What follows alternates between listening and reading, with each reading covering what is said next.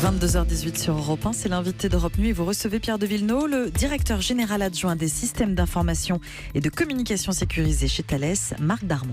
Titre à rallonge, mais vous allez nous expliquer tout cela. Bonsoir Marc Darmon. Bonsoir. Merci d'être là en direct dans Europe Nuit. Cybersécurité, voilà un mot un peu barbare. Et pourtant, c'est ce que vous faites, c'est ce que vous allez faire en partenariat avec le gouvernement. Thales est engagé dans la sécurité. Concrètement, qu'est-ce que vous faites au jour le jour ? Alors, les technologies de sécurité, ce sont les technologies qui permettent d'assurer, que ce soit le ministère de l'Intérieur ou les grands opérateurs, la sécurité des citoyens, la sécurité des grands sites. Ça recoupe beaucoup de technologies différentes. Pour simplifier, pour donner des exemples, la cybersécurité, donc c'est la protection contre les attaques informatiques qui se généralisent aujourd'hui. Ça peut être du cyberespionnage ou du cybersabotage. Je veux pas faire peur, mais voyez les choses qui se cachent derrière. Vous faites pas peur, ça arrive et malheureusement on en parle dans ces éditions. Mais la sécurité, c'est plus large que ça. Ça peut être aussi de la vidéoprotection intelligente avec de l'analyse intelligente qui permet de prendre des décisions pour des interventions. Ça peut être de la gestion biométrique de titres de carte d'identité ou de carte d'identité intelligente et sécurisée. Ça peut être de la protection d'aéroports, de gares. Donc vous voyez, ça recouvre un champ très large. Alors nous sommes en fait en France une industrie d'excellence. On s'est regroupé les industriels dans un groupement qu'on appelle le Conseil des industries de confiance et sécurité, dont j'ai la chance d'être le président, et qui regroupe en fait plus de 150 000 emplois, presque 20 milliards de chiffre d'affaires, et c'est une industrie leader mondial en fait. On ne le sait pas, on parle beaucoup de l'aéronautique, du spatial, qui sont aussi on est leader mondial en France sur ces domaines-là, mais dans le domaine de la sécurité, on ne le sait pas, et pourtant on a probablement les plus belles références au monde, en termes de sécurité urbaine, en termes de gestion de cartes d'identité biométrique, en termes de sécurité des frontières, de contrôle aux frontières. Quand vous dites les industriels, c'est les industriels en règle générale ou les industriels de l'armement ? Non, c'est pas les industriels de l'armement, ce sont les industriels de l'industrie de sécurité. Alors certains sont aussi dans l'armement, c'est le cas de Thales. Certains sont proprement dans le domaine du numérique et de la sécurité. Et donc ça regroupe plusieurs centaines d'entreprises, dont quelques très grands groupes leaders, plus des ETI, des PME et des startups. Une industrie extrêmement dynamique. Ce 16 mars, c'est une date importante pour vous, car vous avez signé une charte avec le gouvernement. En quoi ça consiste ? Alors, après les massacres de Paris et du Bataclan en novembre 2015, nous avons pris l'initiative, nous donc les industriels, de proposer à l'administration quelque chose qui est un peu l'équivalent du plan blanc. Vous savez, ces lits d'hôpitaux et ces chirurgiens disponibles en urgence, en cas d'urgence extrême ou d'attentat, et de proposer un peu la même chose, c'est-à-dire si l'administration a besoin de compléments d'expertise en cybersécurité, d'expertise en renseignement ou de matériel de télécommunication, de véhicules, de drones, eh bien, en cas d'urgence extrême, mais avant toute discussion, on est prêt à apporter à disposition, dans l'heure ou dans la demi-journée, des moyens supplémentaires gratuitement et de façon solidaire. En fait, pourquoi est-ce que cela est nécessaire ? Ça veut dire que l'État, actuellement, n'est pas en capacité de fournir le maximum de moyens ? Non, on parle vraiment de situations d'exception. Ouais. On parle par exemple d'attentats parallèles.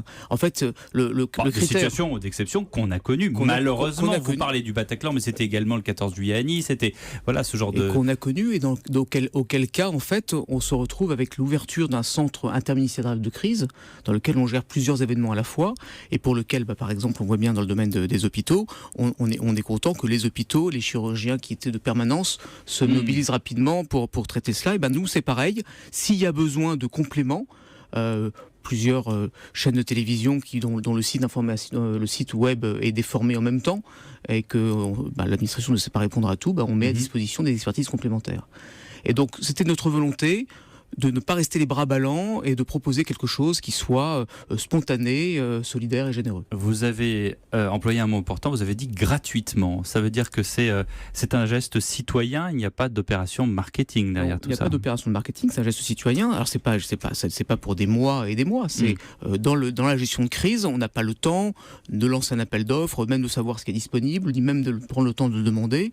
Et du coup, la charte que l'on a signée aujourd'hui, elle fixe le cadre pour que justement juridiquement il n'y ait pas d'état d'âme, pour que opérationnellement ce que l'on propose soit mis dans la chaîne hiérarchique du ministère de l'Intérieur de façon un peu prédéterminée, comme quoi dès qu'on apporte quelque chose de disponible, des gens, des experts ou des produits, ce soit naturellement facilement utilisable. C'est le gouvernement qui a été demandeur ou c'est vous-même ? Non, c'est nous qui l'avons suscité. En fait, c'est une initiative que j'ai prise. L'ensemble des industriels que je représente ont adhéré immédiatement, et lorsqu'on l'a présenté à l'administration, au ministère de l'Intérieur, ils ont tout de suite adhéré, et donc donc on a mis 1 an à discuter du cadre pour avoir cette charte prête et signée ce soir. Les événements d'aujourd'hui de Grasse avaient laissé penser, bien sûr, dans les premières secondes, les premières minutes, de l'éventualité, je dis bien l'éventualité d'une action terroriste. Le fait que le président Hollande maintienne l'état d'urgence jusqu'au 15 juillet, avec l'éventualité que ce dernier soit encore prolongé, ça vous incite à agir davantage ? Nous-mêmes, l'industrie, on est en dialogue avec l'État régulièrement, notamment pour leur présenter ce que les technologies peuvent proposer. En fait, c'est un domaine tellement technologique, dans les emplois que je représente, ils sont extrêmement qualifiés, très technologiques et très largement à l'exportation. C'est un domaine tellement technologique qu'il faut des démonstrateurs, il faut être en dialogue continu pour montrer ce que l'on sait faire et pour que les utilisateurs sachent dire comment ils utiliseraient ces technologies. D'aide à la décision, d'analyse de la vidéo pour prendre des décisions plus rapidement, par exemple, etc. Et du coup, d'une façon générale, on est en constante discussion pour améliorer la protection des sites critiques, la protection du citoyen. Évidemment, nous sommes dans une situation, on le sait bien, d'urgence permanente.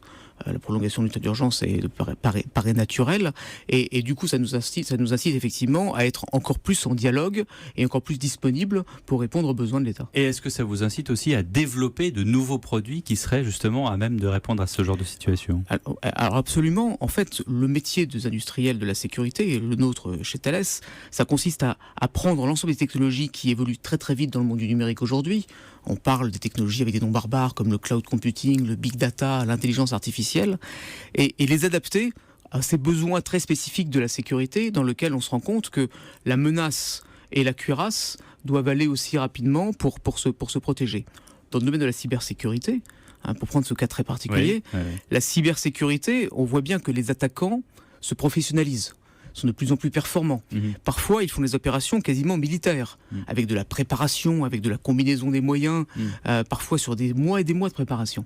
Et donc, si on veut se protéger, ça demande en termes de technologie des choses qui sont aussi extrêmement performantes. Et donc, on met aujourd'hui dans des solutions de cybersécurité, par exemple de l'intelligence artificielle, pour être capable de récupérer et de détecter des intrusions, même qui n'étaient pas attendues, même qui n'étaient pas prévues. Donc c'est un exemple d'offres nouvelles dans lesquelles les nouvelles technologies nous permettent d'offrir des offres beaucoup très modernes. Lors d'événements tragiques, on a pour habitude, peut-être à tort d'ailleurs, de regarder avec admiration les États-Unis, leur force d'intervention, leur rapidité, les moyens engagés, surtout le nombre d'acteurs sur place en un rien de temps. C'est cela aussi que vous voulez faire, qu'on arrête peut-être de regarder le vieux continent comme étant un peu à la traîne ? En tout cas, je dois dire que sur ces technologies de sécurité, comme sur d'autres en France, je l'ai dit tout à l'heure, l'aéronautique, le spatial, le numérique, on n'a pas à rougir.